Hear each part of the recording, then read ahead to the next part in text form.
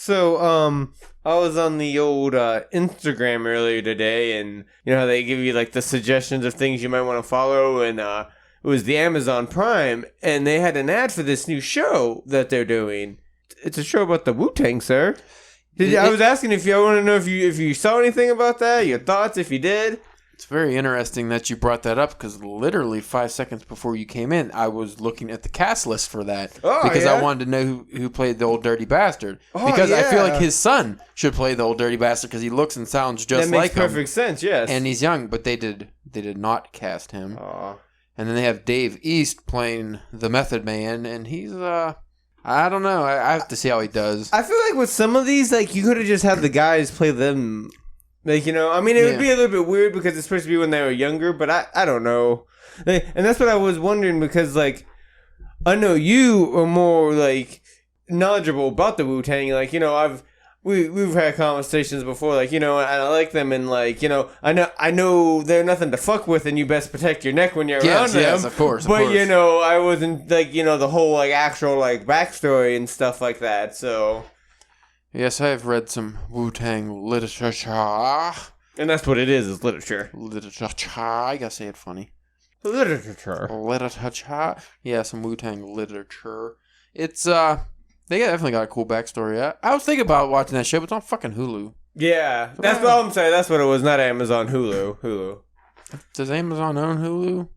Who owns Hulu? Disney owns Hulu now. It's a weird thing to own when you're Disney. Wu-Tang. They own everything else. Method Man's the producer on that. Because it made them seem like they were, like, rivals. Like, they all, like, I guess they didn't like each other, but then, you know, through the music or whatever. Well, there's a long story with that, but I don't know if you've noticed when they did the trailer, they had all the members. They did not have one U-God. No, yeah. Apparently he had a falling out with the Wu-Tang of some sort, and he is not in the show. Well, his character. That's messed up. It's kind of fucked up. I guess he wouldn't sign the rights to it or something. Oh. He's too good for that money, I guess. Too good for that cream, motherfucker. Because, I mean, like, I don't know. Like, again, like I said, you'd probably have a better idea. Like, if he had, like, a bigger part in, like, them coming together and stuff. And if you got to scrap, like, that part because he just didn't want to be part of it, that sucks for the, you know. Yeah, I don't know. For the fans. I don't know how involved he was in the early Wu-Tang anyway. Because I think he was in jail during the making of the first one. So I don't know. Maybe they just skipped over him. Because what is it like? In the original, is it like 6 or 7 of them? 9. 9? I knew it was a high number, but... Man, you got the RZA, the Jizza, the U-God, Inspector Deck, Master Killer. I always forget about him. Raekwon the Chef, Ghostface Killer. Did I say Ghostface Killer? No, I don't think Ghostface Killer. The Old Dirty Bastard. Method Man. Did I skip anybody? No, because those are the originals. And then you got people like... You got Capadonna, who's the unofficial 10th member, and he was also in the first album. What about that Red Man? Because, like, I know not back then, but, like, now, though, isn't he kind of, like... No, but he should be. Basically. I mean, why not? I don't know. I don't know how much of our audience is going to be big Wu-Tang heads. I feel like everybody should be a Wu-Tang. Yeah, I mean... If you're going to be into hip-hop, might as well just be grimy hip-hop talking about, like, Dragon Ball Z and Kung Fu and shit. Right? That kind of segues into this episode, because we're going to be talking about comics, man. Yeah, they like the comics. The comics, man. I was going to come up with some witty lyrics for that, but I can't. Tired today. Thinking, you know. Tired today.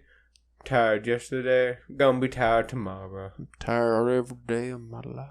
I got awake once, I think, when I was on a coke bender in Omaha, Nebraska. That's where we should start doing cons, like Omaha, Nebraska. Just fucked up places nobody wants to go. Like, hey, we'll go there. We'll be the guys. You want us to go to Guam? We'll go to Guam. Heard North Korea is not too good to go, like, travel to at this time of year. Are they having some kind of convention? I'll go. You just get there and you just get, like, locked in a hard labor prison. This wasn't the kind of convention I thought it was going to be. But you know what? Probably still would not be as bad as going to work. Few things are.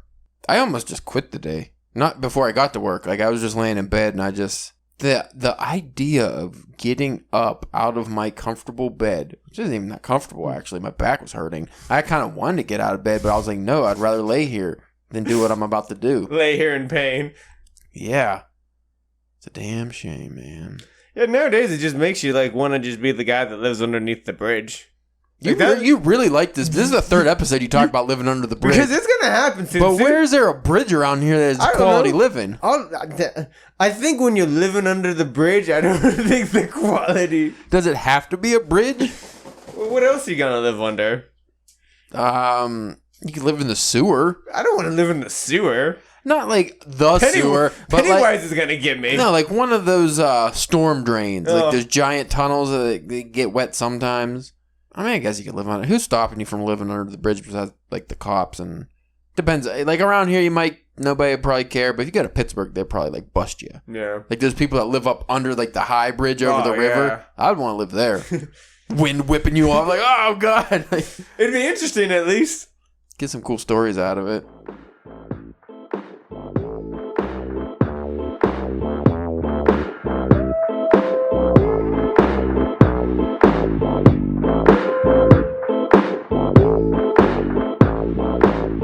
Hey there, listeners. This is the Drunken Pen Writing Podcast. I'm your host, Caleb James. With me, as always, Spencer, the Nantucket Ninny Church. Ooh, that sounds like a wrestler.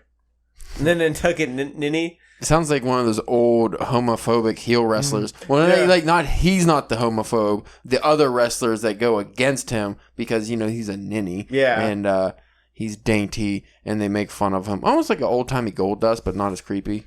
Yeah, I would just be the one. He would be the one that would getting the job done. Like I'm thinking, was it Borat? No, Bruno, the guy who played Borat. The Bruno movie he did where he was like a gay man. I think he gets into like UFC fighting or something. And I never watched Bruno. It was pretty fucking funny. Very offensive, I guess, but aren't they all? Just thought about pizza, sorry. Pizza. Dude, I ordered 2 pizzas over the weekend, ate them both. Like Saturday, and the fucked up thing is Mindy got like a chicken from Walmart and, I don't know, like potato salad or something. So I ate that, so I wasn't even hungry. And I was just all of a sudden like, you know what?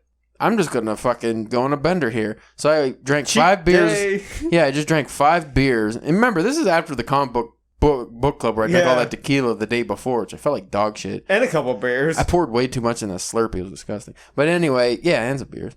So I had like 5 beers. I didn't get to the 6. I didn't even get a buzz. I just got a headache. So that's saying where my level is. And then I just ate 2 whole pizzas. No, they're like microwave pizzas, or did you order them from somewhere? Papa John's. Ooh, you even went with the fucking diarrhea pizza. Dude, I doubled up on it too. Now, Mindy ate some of the chicken one because I got a chicken one, so she ate some of that. But the other whole pizza I ate myself because it was anchovy. And I just wanted to try anchovy pizza, and it wasn't that bad. I don't know if I'd order it again, but it wasn't terrible. Oh, fuck, today. We're talking about stuff, man. Yeah. We kept the last episode quite light and it was just a flowing discussion. But I feel like this one's going to be the same because I didn't feel like doing any kind of research. Oh, my penis. Today we are talking about the 25 greatest comic writers of the past 25 years. Well, I'm just going to read the list real fast and be done. Just go through the whole list. This is from Sci-Fi Wire. I was going to look for just a ranker list or something so we could discuss the authors, but I could not find one, so I just had to go with this sci-fi.com. Is this like the Sci-Fi Channel? That's how it's spelled. I'm not sure because I see stuff for this always pop up like in for ads or sponsorships on my different feeds. Well, it's a .org, so it's an organization. I'm not. So maybe it's just something. Sci-Fi's 25th anniversary. Well, we'll just go through this list. I don't even know if it's in a particular order. Number 1, Jason Aaron. Noted for Scalped, The Other Side, Star Wars, Wolverine, Southern Bastards, The Mighty Thor. Every time you think you have Jason Aaron's writing style figured out, he moves to a new book and does something completely different. His work on creator-owned series like Scalped and Southern Bastards is deeply personal. It's no surprise his work gets optioned and is in development for TV because it feels like you're watching a high-end cable or premium cable show already. And then he goes on about Thor. Now, I don't remember if I read Scalped. I know you didn't. You read Southern Bastards too, right? I've read the first volume of Scalped. I liked it. It was just, I think it was still ongoing whenever I got into it, and I just was one of those things I haven't. But so like Scalp is an Indian FBI agent goes undercover at a reservation to try to, cause like the casino owner is like as you would expect, like a real bad dude who's doing a whole bunch of shady shit and like basically running like the reserve and doing a whole bunch of bad shit like that. That's a bold title for the name of that. Then if it's dealing with Native Americans, yeah, like that's kind of racist. Scalped. Is there scalping in the book? I mean, I wouldn't be surprised if that's what the guy who the big bad guy did to people. Like I said, I only got like the first volume into it. Right. Well, what do you think of Jason Aaron's writing? I like it. He does a lot of like Southern Bastards. He made a really cool story out of high school football in the South. So yeah. So the boss who's like he's been coaching the I forget the name of the football team, but like for like decades, and like they hardly ever win or hardly ever lose a game. If it's due, it's like in the playoffs, but like he again like does some shady shit. Like he has players like rough people up, and like nobody ever says anything because he kind of runs this small town, and the football team's like the lifeblood of the team. Though unfortunately, I did jump off of that book because like there was super delays because at one point in time, like I guess like his father passed away.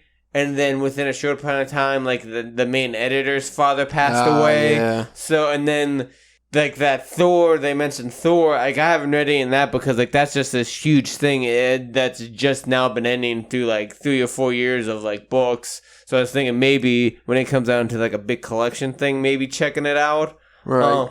But because of him having to, Marvel, you have to do, when it comes to that stuff, you gotta get that stuff done first before you get on your own, create your own stuff, Right. So like that stuff took precedent, but yeah, Jason Aaron has a very like grittier kind of like they didn't mention in this, but he had a good Ghost Rider run back in the day. Like when I say back in the day, I mean like when I was in high school. Yeah. So like that kind of horror and like harder edge stuff, like, but then again, like the Thor is a very like kind of like high fantasy concept. So, like I said, I haven't read that, so I'd be interested to see what his take on that stuff is. Right. Next up, number 2, Brian Azzarello. He's known for 100 Bullets, Spaceman, Joker, Wonder Woman, and Hellblazer. Has had a crazy career with dark, intense thrillers like 100 Bullets balanced with epic mythology and Wonder Woman. His knack for putting characters in morally compromising situations is outstanding. Makes every story sure to have a twist at any time that can change everything. He's also great with villains. His Joker graphic novel and Luther miniseries with Lee Bermejo, yeah, should know that, with Lee Bermejo are masterclasses in telling stories from a unique point of view. I really liked 100 Bullets, but that's probably the only thing of his I read, I think. He's done a lot of different things for like creator owned that you might have read that you didn't know maybe that was his. Mm-hmm. But yeah, he has a very like, as they were describing in that, a very like kind of noir crime thriller. A lot of crazy shit happens. But yeah, 100 Bullets was amazing. Yeah, because I let you finish that, right? Yeah, I read it all and the miniseries or whatever was with it. Number 3, Brian Michael Bendis, known for Powers, Avengers Disassembled, rather, Ultimate Spider-Man, Alias, Superman, Action Comics. Bendis didn't single-handedly save Marvel Comics from bankruptcy, but he had one heck of a hand in it. By being the writer part of launching the Ultimate Comics line, then coming into Daredevil, then onto an epic Avengers run with several crazy crossover events, then X-Men, then Marvel Cosmic. Yeah, there's not much of the Marvel Universe of today that doesn't have Bendis' stamp on it.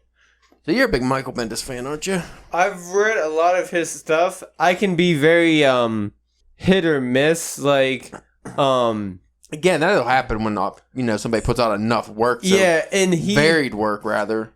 And like his ultimate, like especially like the ultimate like Spider-Man, like that stuff was coming out whenever like whenever I first got into comics, they were like in like the like somewhere between like the 30 to 40 issues, like so, and like all that was just like a modern retelling of the Spider-Man origin, like just in today or 15 years ago today, you know. The Avengers, like that's the only Avengers stuff that I have is the stuff that he wrote and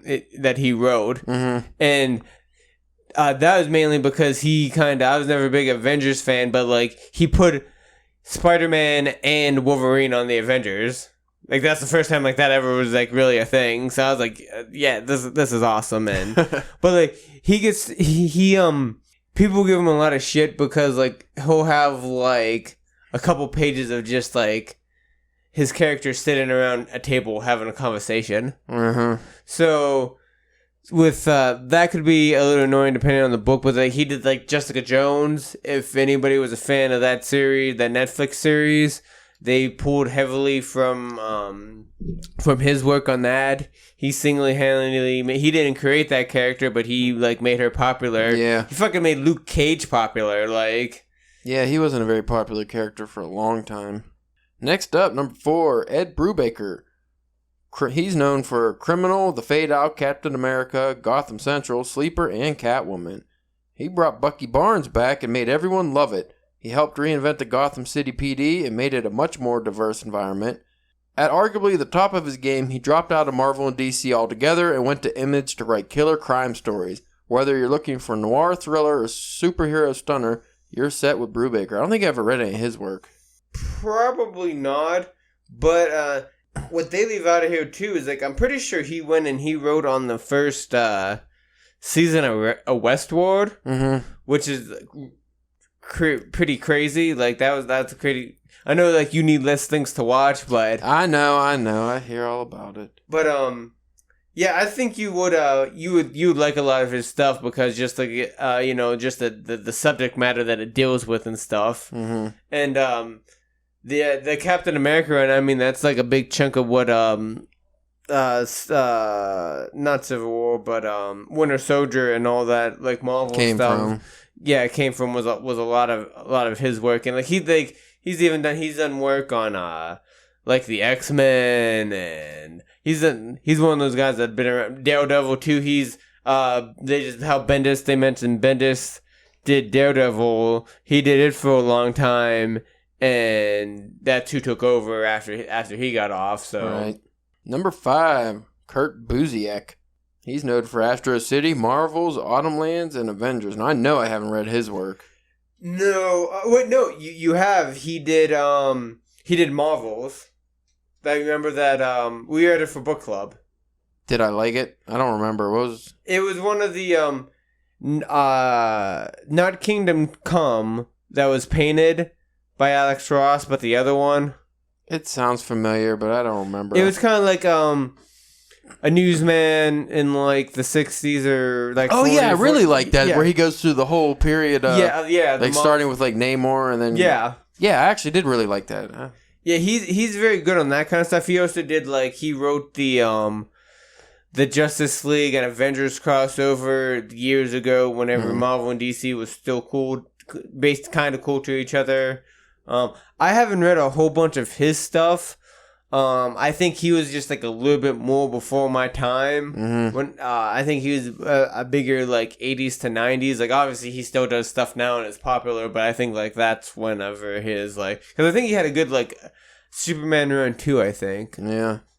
I'm liking this Astro City cover of this Batman-looking character punching a shark in the face. Yeah, I think that I never read that series, but I think it's one of those things where he takes the tropes and ideas of like kind of character like this isn't Batman, but it's basically Batman, but in his own universe. Number 6, Kelly Sue DeConnick. DeConnick. Yeah. Kelly Sue DeConnick, noted for Bitch Planet, Captain Marvel, Pretty Deadly, and Aquaman. I have not read hers either. I heard Bitch Planet was good. Yeah, I haven't read a whole bunch of hers, and I know that's probably gonna be like, oh, that's because she's a woman, and it's more just like, no, she's just writing books that I just don't like Captain Marvel. Yeah, I was just never big. That wasn't in my demographic, but I've heard that like she does good work. I did hear interesting things about Bitch Planet, but I think that was another one of those ones that kind of got slagged with delays and stuff like that. Right. I'm interesting. I didn't look too farther down the list, but she's married to another writer. Let's see if he ends up on this list or not. He might.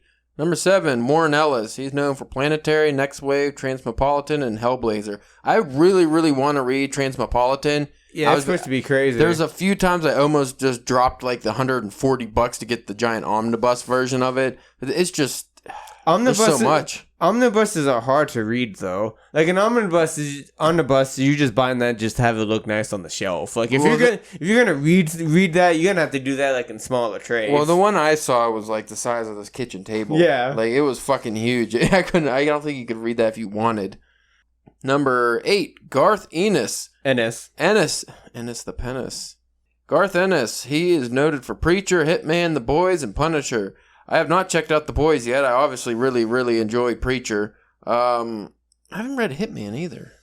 And everybody does Hellblazer, don't they? At some point, it seems like. Well, because it's weird because Hellblazer, it was a Vertigo book, and it ran for 300 issues, or close to like 300. But it was this weird thing to where like it was almost like a DC comic to where like a creative team would take over for so long, and then you'd get a new writer or a new artist or whatever. So yeah, a lot of like those big name, especially like creator-owned work, normally at some point in time had at least a run or two on Hellblazer. Right. Which, just speaks to the volume of that series and how much you should probably check that out with all those cool creators on it. That's true. Number 9. Doesn't really need much of an introduction here. Mr. Neil Gaiman. His comic work he's noted for is Sandman, Death, and 1602. I read the first volume of Sandman for book club, and that was really good. I would say he's definitely, at this point, more well-known for his novels, though. Because they get made into movies and TV shows. And, of course, I would like to see a Sandman series. That'd be cool. They're supposed to be doing something Sandman somewhere. I think Netflix? Maybe. I think Netflix is doing something Sandman. But, what was I going to say about Neil Gaiman? Good Omens? No, but I think, like, the comics, because I think the books kind of came after the comics. I think he started... Yeah, that's what I'm saying, but this is of the last 25 years. Yeah. And, I mean, I haven't read Death or 1602, but would you say that puts him as the best in the last 25 years? Because, what was 20 years ago? 1999, so... I guess Sandman stuff falls in that because that was the 80s and 90s. But 1602 is pretty cool because it was the Marvel Universe set back in 1602. So there's like a lot of medieval type shit. Yeah, it was pretty interesting on how he did. Now, and then they did sequels after that, and they were fucking pretty terrible from what I've heard. But number 10, Jody Hauser. Jody the lady? Yes, I do believe so. Yeah. It's hard to say with Jody. That's one of those names. Yeah. I'm not familiar with this person's work, so. Jody Hauser is noted for Faith, Mother Panic, Star Wars adaptations. I'll read about this person because I don't know that. Yeah, it's a lady. Because I've heard the name, but again, that's one of the ones that I haven't. The last 2 years have seen Jody Hauser rise to prominence like a rocket. Her tales with Faith, an unassuming girl who gets superpowers after wanting nothing more than to be a hero her whole life, are arguably the best work they've put out. From a joyful, optimistic hero, she moved to Mother Panic, a dark, nearly Vertigo-style book set in the main DC universe about a girl in Gotham who's a socialite.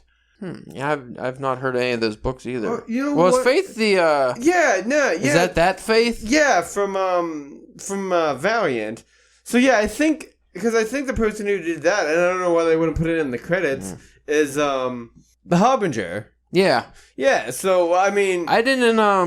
I never read Faith because the character was too happy-go-lucky for me. I just, like Squirrel Girl and anything like that, I usually don't get into, like, the playful, happy characters so much. You know what? I'm pretty sure that's I think she might have remember that trade I showed you that was from that TKO company, the Paradise something or other with the homeless guy over in California, and like he was trying to serve a motor. That sounds familiar. Number 11, Jeff Johns. He's obviously noted for Green Lantern and The Flash. You're a Jeff Johns fan, aren't you? Yes. If it wasn't for Jeff Johns, DC would be in a war of pain back in the day. Like, he single-handedly brought back Hal Jordan, Green Lantern. I think before he showed up, Hal Jordan was the Spectre. Mm-hmm. His quality, like, he's a good writer, but what he's able to do, and this is one of those weird things that it is very specific to comic book writing, is that you have that history. He's able to mind and dig that history and get these little nuggets, or like turn these stupid things, like, because back in the day, like the Green Lantern's ring couldn't work against anything that was yellow. Yeah, and like he was able to make it so, like, that's because, like, eventually Sinestro gets his own corpse, and it's the Feral Corpse, and it's the and their energy's yellow, and so, like, he actually made a reason to make it work, and then eventually he was able to, like, overcome that thing. He expands it on and made an actual story out of it. Yeah, he's able to take a whole bunch, and, like, he loves the stuff so much that he takes the time and the care and to just, like, because he did like a 90 issue run at Green Lantern. Mm-hmm. And then, so, like, in the Flash, like I said, he brought Barry Allen back from the dead. He was dead for, like, 25 years after Infinity Crisis. Like, at that time, it was just Wally West doing his thing, and he had a big epic run on Justice League and the New 52. And he, like, let's put it this way, he did such a good job that they had him stop doing comics to go and try to work on, like, the CW shows and the DC movies and stuff like that. So if you see anything, like, in any of the DC movies that is good, that you liked, chances are that that it was from him. Very prolific writer, then. Number 13, Marjorie Liu, noted for X-23, Dakin, and Monstrous. Is Monstrous the one we read? Yes. I did not. I was a do not finish, which is very rare for me. I just did not care for that style of storytelling. Not even style of storytelling, just like what was it, like a fantasy kaiju kind of. It wasn't. I didn't like it. It wasn't for me. I got bored immediately. You skipped over one, sir. A very important one. Oh, no, we're not reading that. Sorry. My thing didn't load correctly. We'll finish with Miss Marjorie Liu first, lucky number 13. We'll go back to the last one. So, what do you think of her work there, Spencer? I've read some of her X-Men stuff, and it's fine. And I think she has, like, a degree in something, so, like, her stuff's very, like, smart and stuff, but, like, I'm with you with the Monstrous. I just, and I don't know if that may have been just more of, like, the art.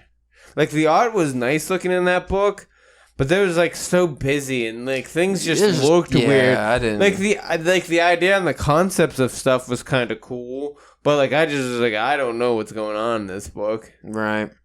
Skipping back to the one I accidentally passed up, which is fucked up because this is probably my favorite author on this list. Yeah. Jeff Lemire. He wrote Essex County, which I thought was awesome. He did Sweet Tooth, which I didn't check out, but you liked, right? No, I bought the first... You just didn't get to it? I bought the first volume of, like, the deluxe collected edition of it a couple weeks ago. So, yeah, I plan on trying to dig into that pretty deeply, too. He did Descender, which was amazing. Yes. Underwater Welder. He did Black Hammer, which was amazing. Yeah, that stuff's great. He did Animal Man, and then he did Bloodshot, which was amazing. Yeah, that Animal Man run was awesome. What's your deal, buddy? He's just not a Jeff Lemire fan. You know, like, it's Jeff Lemire. I looked it up before. Lemire. Because they kept calling him Lemire at the book club. And I watched the interview, and he says Jeff Lemire. So I'll take his word over some of the fatheads at the book club. Ooh, you fatheads. Yeah, so check out Jeff Lemire.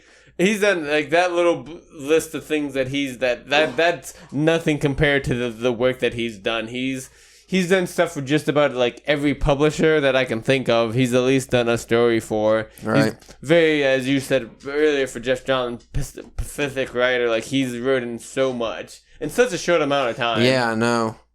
Next up, we got Jeff Loeb, and I don't like the way he spells Jeff. Jeph. Jeff. My name's Jeff. He's noted for Batman, Hush, The Long Halloween, Superman for All Seasons. I like The Long Halloween. I thought it was pretty good.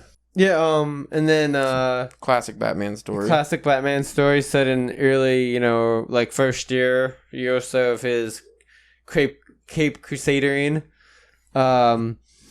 He's also done a lot of X-Men stuff. He's been Marvel. I think he's been exclusive at Marvel for a while now.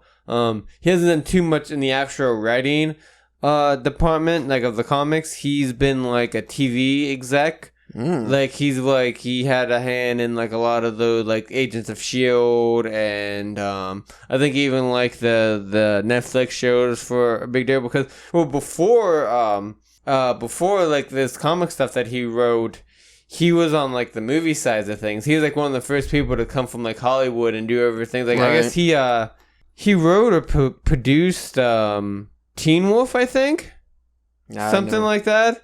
Like one of those Michael J. Fox movies, like I wasn't. All I know about Teen Wolf is at the end, a guy whips his willy out and somehow left it in the movie. But yeah, he's doing a lot of that stuff now. He hasn't been writing like actual comics for a while, but I think mainly what puts him on that list is that like that Batman Hush. Yeah, that's what got him. Yeah, which is an animated movie now, so if you don't feel like reading it, you can watch it. Be done that as well. Excellent. Number 15, Mike Mignola. He's an artist too, isn't he? Yeah. Well, he's the creator of Hellboy. That's what I thought. Yeah, because he's noted for Hellboy and BPRD. Yeah, so like he started out with, and then too he did like Marvel and some DC stuff before that, but then once he started Hellboy, and like he wrote and drew like the first couple things of that, but like then. Like, he started the BPRD, and, like, he does a whole bunch of other series, like, because that's a pretty, like, expanding universe at this point. Like, they're, like, a big... I let Nitro off for 1 minute, and now there's fucking chaos. But so, that's a very, like, a big thing now, Dark Horse. Like, that, like, I think that's, like, a main majority of their catalog, so he doesn't do so much of the drawing so much anymore, but he writes like a shit ton of books, right? And I think maybe he might do like the covers and some shit if he feels like it, but yeah, he's definitely been doing a lot more of his writing. And like I heard something on a podcast not too long ago that he's been doing like he's just like, I'm gonna take a year off and just from I think still write, but any like artist thing, then just be like, I'm just gonna learn how to paint. Must be nice. Yeah. Must be nice to have the free time. Number 16, Terry Moore, known for Strangers in Paradise, Echo, and Rachel Rising. Yeah, I don't know. I'm not real familiar with. Not enough can ever be said about Strangers in Paradise and its impact on comics. Yeah, The GLAAD award-winning series, now in development as a TV show finally, was slice of life, but also had some of the craziest plot twists of its time. Echo told a truly modern superhero story that felt like it could take place in a world just adjacent to our own. He's even gotten into straight-up supernatural horror with Rachel Rising. I know I heard of Rachel Rising. The Paradise one, not so much. I could have sworn Terry Moore or somebody affiliated with Terry Moore was in a panel we went to about feminism once. Or like women in comics or something. Because there was like Betty and Veronica. I could have sworn that Rachel Rising was talked about there. I mean, I could be incorrect, but I haven't read it, so that's the only thing that sticks in my mind. Number 18, Jimmy Palmiotti. Jimmy Palmiotti is known for Harley Quinn and Power Girl. I have not read either of those titles in my life. He also did, he had a good run of Jonah Hex. Also have not read Jonah Hex. But a cowboy guy who... I know who he is. Yeah, with that face. Well, I'm telling the listeners that might not know. They all know. Everyone knows. Okay, go ahead. You can... Well, yeah, just basically cowboy guy, fucked up face, deals with a whole bunch of weird shit back in, like, the cowboy days. But, yeah, the guy... He's one of those... He used to be, like, he was an artist, too. And, like, I think he just slowly moved into writing. And then he's married to another artist, Amanda Connor. And like I think that they do, like they kind of co-write a lot of stuff. But I'm not a huge Harley Quinn fan in general for the most part. So you don't read the work. So I haven't read like a lot of his series, but it was I heard nothing but good things about it. Number 19, Greg Rucka, noted for Whiteout, WW, which I'm assuming is a Wonder Woman title, Lazarus, Detective, and Gotham Central. Yeah, that was a Wonder Woman title. And he had a Punisher run that was pretty sweet. I think now he's doing a fuck. I can't remember if it's him or if it was Brubaker doing a Lois Lane series for DC right now. That's supposed to be pretty good. I don't want to read about Lois Lane unless she's doing some superhero shit. She's like, she's reporting. She's like, yeah. I gotcha. But I like Greg Rucka's stuff. He has a very kind of like no bullshit. Like, let's get into kind of some shit. Like number 20, Gail Simone, noted for Secret Six, Clean Room, Birds of Prey, and also Wonder Woman. I have not read any of those titles. Gail Simone, I've read some of her. She did some like X-Men stuff back in the day. I know this is gonna sound terrible because I'm just like anytime there's like a female writer, I'm just like I haven't read a lot of their stuff, but well, I don't know if it says anything about the comic book industry or ourselves, but it seems like a lot of these women writers tend to write, Wonder Woman, Harley Quinn, like they're a lot of women stories, and I don't tend to read a lot of women characters, not because I'm really disinterested. It's just like Captain Marvel, for example. I just never really got into I feel like they're almost like side characters, kind of. I never really got into them too much. Like Harley Quinn, I just never, wasn't for me. See, the Harley Quinn thing is like, I like Harley Quinn in like the smaller doses, or like, they did like a side character, not the main character. They did this series, like, gotta be like 15 years ago, but it was called Gotham Street Sinners, and it was Harley Quinn, Poison Ivy. Now that was cool. I remember that. And Catwoman, and they were all just kind of roommates, and they were kind of get into some shit in there, like, because all three of them kind of teeter a line of like trying to do some good, but end up doing some bad sometimes. Yeah, and like that was cool because it was a cool dynamic between like all of them and stuff like that. So, but it's like whenever you take them by themselves is whenever I'm just kind of like, okay, I'm not into it that much, I guess. Yeah. Number 21, Scott Snyder, most noted for American Vampire and Batman. I heard American Vampire is pretty good. It is, but like he hasn't done anything with it in like 5 fucking years. Well, didn't Stephen King? He wrote a backup for the first like story arc, right? Because it starts out like because there's a whole bunch of these different species of vampires, and this guy during like the turn of the century, I think it was, got bit by these vampires and somehow got like bait underground, and somehow it made him like super strong, like he mutated into like a different kind of vampire, and like he can, I think he's able to like go out into the daylight, but these vampires, like they get like when they kind of like turn or whatever, they can get like their fingers get kind of like sharper and like more like jagged teeth and like stuff like that. And it was cool. And like they, so they would do like the 50s and like the 60s and stuff. And then like Snyder blew up and like he's been doing all this stuff for DC and stuff. And he keeps on teasing about going back and doing stuff, but he always a tease. I let you borrow the Wake, didn't I? No, I didn't. You did not. Him and like Sean Murphy. It's like a futuristic like turn of like the ice caps melt and like everything. Almost kind of like a badass Waterworld. Like he a lot of pretty interesting things. He because we've talked a lot about him like up at the comic book shop. He's very good at like these grand ideas and scope of stuff, but sometimes it seems like he has trouble sticking the landing on some things. Right. He's in the midst of a pretty good run of Justice League right now that has been pretty good. So I'll check that out if you haven't yet. I have not, but you're not a Justice League guy though. No, I'm not. 22. Noelle Stevenson, noted for Lumberjanes and Nimona. I heard Lumberjanes was good. Yeah, I've heard stuff about that, but I don't. It's a boom book, right? Yeah, it's like one of those like I almost want to say like, not like kid books, but like a younger audience maybe. Mm-hmm. Well, this is for Nimona. It says that Noelle, she published herself on Tumblr before completing the graphic novel. That's kind of cool. Yeah. 23. Raina Telgemeier. Might have messed that last name up.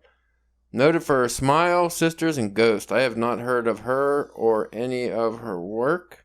It's, no, I've not heard her work, but, Well, I'm going to say, after we get done with the list, because we're almost done, I'm going to have, because I have a kind of a theory about this list, so. Yeah, I want to hear that, because we might be thinking of the same thing, because I also wanted to bring up a couple authors or writers that I felt were not on this list. I might have. I mean, maybe they're just my personal favorites, but 24. Brian K. Vaughan, Why the Last Man, great book. Yeah, awesome. Runaways, Ex Machina or Ex Machina, depending on how you pronounce it, also great. Private Eye, Pride of Baghdad, was goddamn sad. And then, but wasn't that good though? It was pretty good. Like it's a true story. Yeah, and like I didn't think like oh, what am I gonna like? But it's like a badass Lion King kind of thing almost. Where everybody dies, or all the lions die at the end, but it was pretty fucking cool. And then, which he's probably most known for at this point, besides Why the Last Man, is Saga. Yeah. That's a series I want to check out. It's too goddamn long. Well, and see, the thing about that is like, so they just hit the like issue 50, and they've been on like at least like a year-long hiatus. And now, like, the rumor is, like, he's getting a whole bunch of TV work, so it's like, when's he gonna get back to writing this? Like, so you don't want to get stuck on... And I guess where they broke off for, like, the hiatus is, like, a big, like, cliffhanger. Right. So it's like, I don't want to deal with that, man. Like, he also wrote that Paper Gores we just read for Book Club 2, which I just read the second volume of that series, and that he does a lot of good fucking series. He's like Jeff Lemire. He just does a lot of good work. Yeah, like, very consistent. Yeah. Number 25, ending the list, is G. Willow Wilson, noted for Miss Marvel, Air, and Cairo. I have not heard any of those. I mean, I know Miss Marvel, but I've never heard of Air, G. Willow Wilson. Air, I think I seen that book like up at Collins. I'm not exactly sure what it's about. Again, she's done some Batman and Wonder. I think she's on like Wonder Woman now. So again, I think and two like a lot of these are newer people too. Well, especially I think at the time that this list was made. If I'm thinking correctly, that new Miss Marvel title was about like Miss Marvel is a Muslim or a Muslim American or something. Yeah, she's Muslim or Afghani or one of those Middle Eastern. I think it's which one did you say? I thought it was like an American Muslim. You mean, but yeah, she's a Middle Eastern, like from descent. Yeah, yeah. And I mean, I haven't heard if the book or the title was good, but.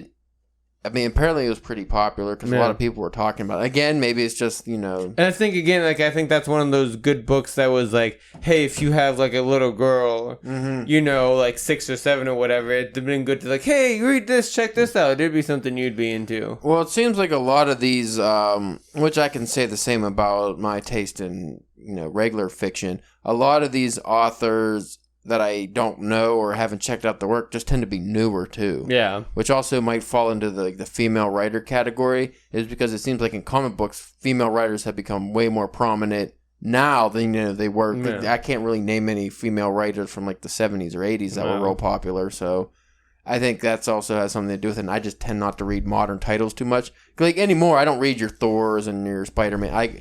Unless it's like a one-off little mini series. I tend to read a lot of like the more indie stuff and like the stuff out of Image and IDW and that kind of stuff. So some notable writers that were left off of this list, in my opinion, I would say Brian Wood. Yes, he's had some great titles. DMZ was one of my favorites. The Massive. Oh yeah, he had The Massive. He had what's that Viking one?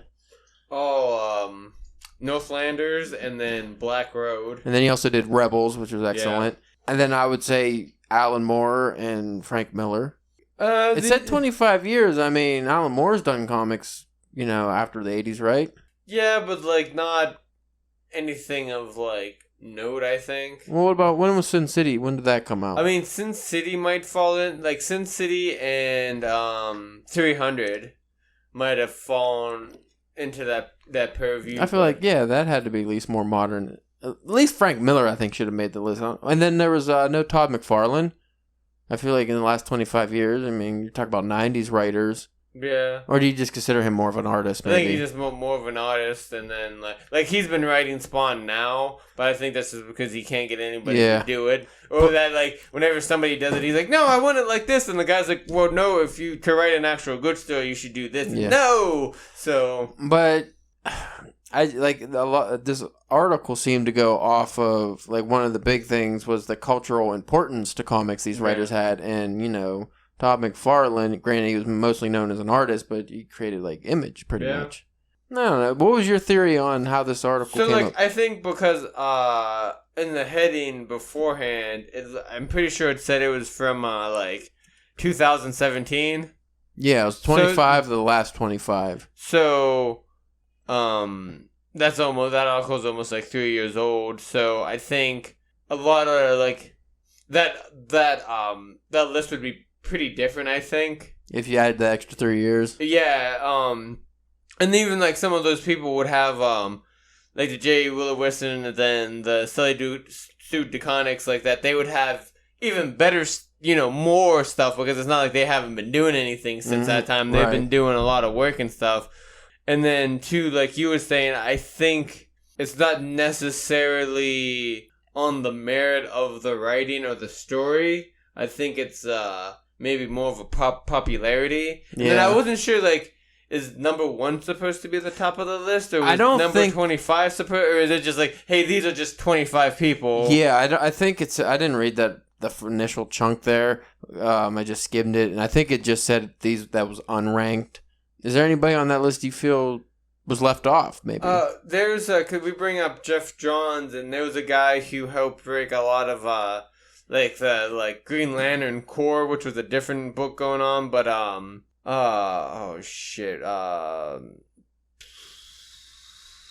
his name is, That's why he's not on the list. I'm looking him up real quick, guys. Hold on. But he's done a lot of work. He's the current writer for Detective Comics right now. He did a huge run of Batman books. Damian Wayne, Bruce Wayne's son, they did this Batman and Robin book whenever Batman was dead, and Nightwing was was Batman and Damian was his Robin, and like that stuff was amazing. It's like Peter something or other. I don't know. I'm still trying. I'm talking and texting at the same time. It doesn't. Doing a terrible job at both, man. Yeah, a terrible job at both. Well, while you're doing that, I want to bring up another one. I feel like should have been on this list. Grant Morrison. Wasn't he on there? I don't think so. I thought slipping through. Double check. Unless I skipped. I didn't remember seeing Grant Morrison. Yeah. Because he's definitely... Yeah, that's one of the first persons I thought would be on this list when I saw it. Like I said, my thing loaded up a little weird. Oh, he was number 17. We skipped him somehow. Some of these didn't load up for me, and it just went to the next one. Grant Morrison's known for We 3, Justice League, New X-Men, All-Star Superman, Batman, and The Invisibles. Yeah, I was going to say, you can't skip Grant Morrison. And The Invisibles, I heard that was a big influence on like the people who like with like The Matrix. Yeah. And that kind of weird stuff like that. So I guess the only one that was like a modern writer I felt like should have been on this list that wasn't was Brian Wood. Like that has, really consistent and acclaimed work. But maybe he's really not that popular outside of the, the more indie stuff. Well, who was the one who did Luther Strode? Oh, that's Justin Jordan. Yeah, I really We've talked to him a while. Didn't he do like a Green Lantern run too or something? I thought he had more prominent work out there. He had he did a Green Lantern's New Guardian run. He had some, he just did a Sideways series. He's a new character. But he also did, what else from DC? But he's done a whole bunch of like Image, and he's another guy who likes to, do these different series from different publishers and stuff like that. Peter J. Thompson, or Thompson, Tomasi, is the guy who was I was talking about from Batman and Green Lantern stuff. What about Matt Fraction? Was he on this? I don't know. He wasn't. And that was the guy I was gonna bring up. He's the guy who's married to Sally Sue DeConnick. They're married. Because he did that cool Hawkeye series, didn't he? And the Sex Criminals. And another one, if this was a little bit newer, would be Tom King. Tom King has he's getting ready to end his like almost 80 issue run of Batman. He did Mr. Miracle, which everybody loved. I haven't had a chance to read that yet. I just got done reading Sheriff of Babylon, which I gotta let you borrow that. I think you would like that. That was a Vertigo book. They announced that him and the guy who did Sheriff of Babylon, they're doing a Adam Strange series, which is got people excited. So another one, just personally, I'd put on the list because I really liked the work was Rick Remender did Tokyo Ghost. Yeah, that was a really awesome series. Yeah, and he had a lot of he had a really good X-Force run. He even had a run on the Avengers for a little bit, and he did a Deadly Class. Yeah, he wrote Deadly Class, which I've been destroying that in trade now recently. I don't think there's anything else I could think of. What about Robert Kirkman? Yeah, you could definitely put because it's not like he's like he does a lot more than just like The Walking Dead. But even if he only did The Walking Dead, that's definitely like going back to the cultural impact in comics and stuff. Yeah. He kind of reinvigorated the whole zombie craze in movies, TV, and everything. Yeah. If it wasn't for The Walking Dead, I feel like the zombies, it wouldn't have been as popular as it is now. Probably not. It was never as popular as it was when The Walking Dead was at its peak. Yeah. But he's had he did a book called Invincible. And it's like basically just like him taking like all these crazy like superhero elements from all these stories and just putting them into his own characters. I read the first trade that it was good. It's like 130 or 70 issues long, something weird like that. So like it's just gotta get caught up on that. Outcast is ending. That was pretty good. He just Oblivion Song is a new one that he's working on that is pretty interesting.